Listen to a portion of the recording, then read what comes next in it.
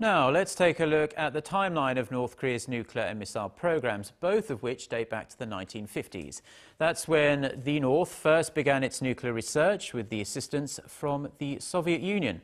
Hwang Ji-hye has the details. North Korea, which carried out its third nuclear test on Tuesday after weeks of threats, has been working at it for a long time. In 1959, plans began to conduct nuclear activities near Yongbyon, which was to become the center point of the country's nuclear project.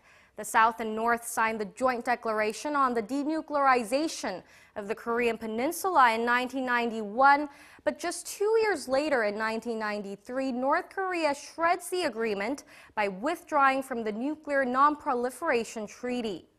This comes after an international dispute following North Korea's refusal to disclose its nuclear history to the International Atomic Energy Agency.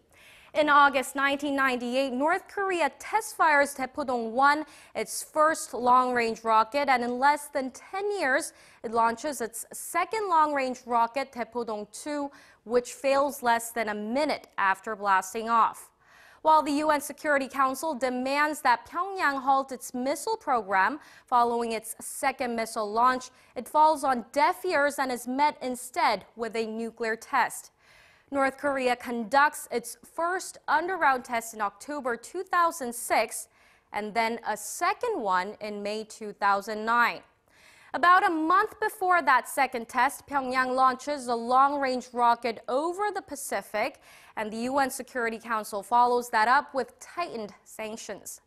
North Korea then successfully launches the Unha-3, carrying a satellite in December of last year, which prompts the international community to impose even more economic restrictions on the North Korean regime in the months since North Korea had been threatening a third nuclear test, which it did actually carry out today, saying its tests would target the U.S. South Korea was also on the receiving end of the fiery rhetoric.